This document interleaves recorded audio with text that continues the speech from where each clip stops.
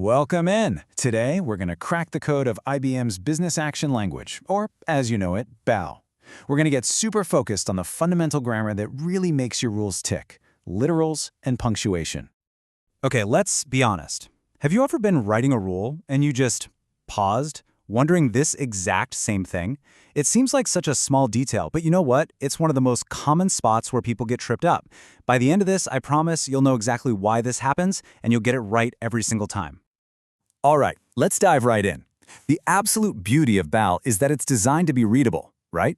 It looks almost like a simple English sentence. But don't let that simplicity fool you. Underneath it all, there's a really precise, really consistent grammar. And once you master that grammar, you truly master the power of your rules. So first things first, we need to understand the core building blocks. I want you to think of literals as the nouns in your rule sentences. These are the fixed, concrete pieces of data that you're working with. So to be super clear, a literal is a fixed value. It's not like a variable, which is kind of like a box that can hold different things. A literal is the thing itself. Whether we're talking about the text of a customer's name, the number for an order total, or a specific date, that raw actual data, that's a literal. Now, the most common type you're going to run into is the string literal.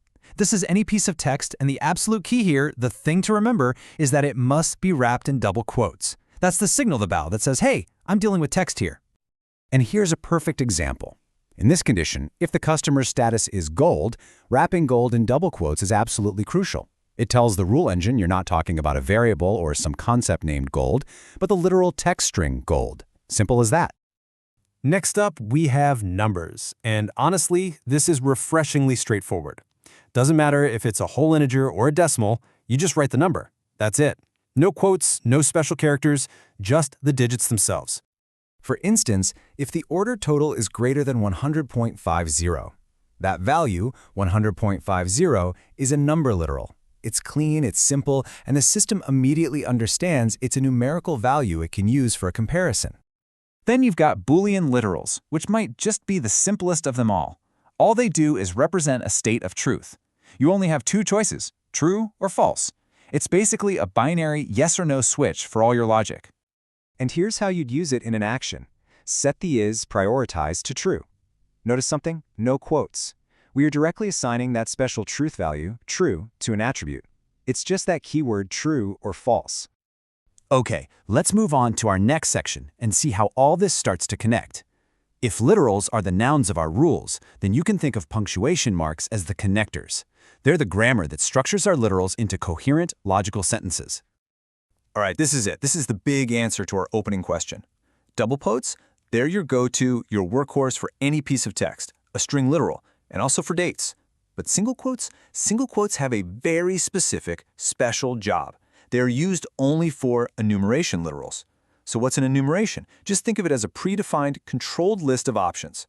For instance, a customer's status might only be allowed to be active, pending, or inactive.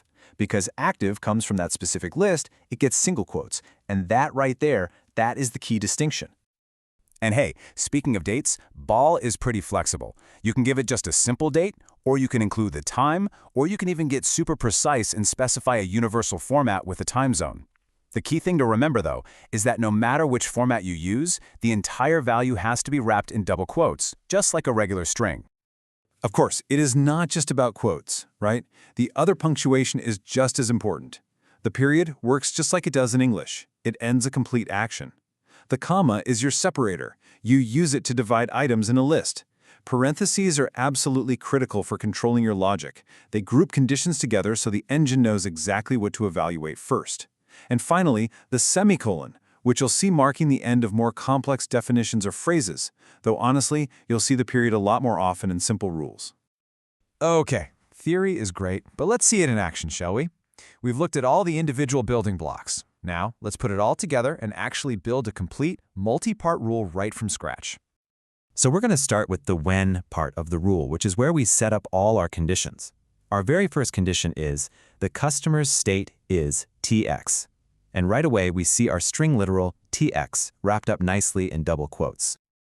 Now let's add a second condition using the AND keyword. The customer status is active.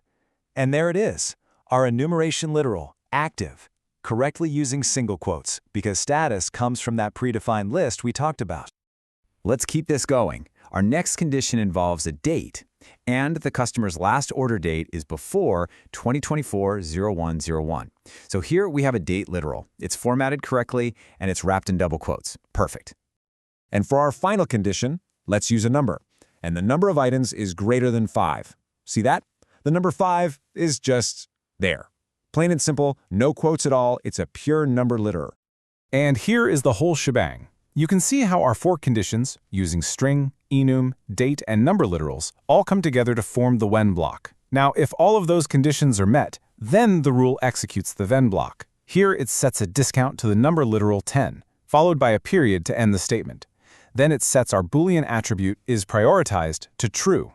This one rule is a beautiful demonstration of how all these different data types and punctuation marks work together to create some really precise logic. So, after seeing how it all fits together, what are the most important things to walk away with? Let's just quickly summarize everything. Okay, let's boil it all down to this one core principle. Literals are your data. They're the nouns of your rule. Strings get double quotes, numbers get nothing, and enums, those special items from a list, get single quotes. And punctuation? That's your structure. It's the grammar that organizes that data. The period ends an action, and parentheses group your logic.